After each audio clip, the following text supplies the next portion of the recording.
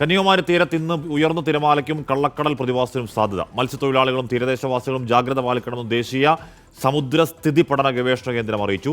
Alex Ram Muhammad വിവരങ്ങളുമായി ചേരുന്നു. Alex, ഒരു താൽക്കാലിക പ്രതിഭാസം എന്ന നിലയ്ക്കാണോ, ഏത് രീതിയിലാണ് ജാഗ്രത പുലർത്തേണ്ടത്? അലക്സ്, കാലാവസ്ഥയുമായി ബന്ധപ്പെട്ട് രണ്ട് പ്രധാനപ്പെട്ട മുന്നറിയിപ്പുകൾ നൽകിയിട്ടുണ്ട്. അതിലൊന്ന് നേരത്തെ നൽകുന്നത് പോലെ സംസ്ഥാനത്ത് ചൂട് കൂടുന്നു എന്നുള്ളതാണ്. ഈ ദിവസങ്ങളിൽ സംസ്ഥാനത്ത് താപനില ഉയരാനുള്ള സാധ്യതയുണ്ട് എന്നാണ് കേന്ദ്ര കാലാവസ്ഥാ വകുപ്പ് അറിയിക്കുന്നത്. സാധാരണയേക്കാൾ 2 മുതൽ 3 ഡിഗ്രി സെൽഷ്യസ് വരെ ചൂട് കൂടാനുള്ള സാധ്യതയുണ്ട്. പൊതുജനങ്ങൾ ജാഗ്രത പാലിക്കണം. ദുരന്ത നിവാരണ അതോറിറ്റി ഇതുമായി ബന്ധപ്പെട്ട് ജാഗ്രതാ നിർദ്ദേശങ്ങൾ പുറപ്പെടുവിച്ചിട്ടുണ്ട്. അത് പാലിക്കണം. മറ്റൊന്ന്, ഈ കന്യാകുമാരി തീരത്ത് ഉയർന്ന തിരമാലയ്ക്ക്, അത് കള്ളക്കടൽ പ്രതിഭാസത്തിന്റെ ഭാഗമാണ്, ഉയർന്ന തിരമാലയ്ക്ക് സാധ്യതയുണ്ട് എന്നുള്ള മുന്നറിയിപ്പാണ്.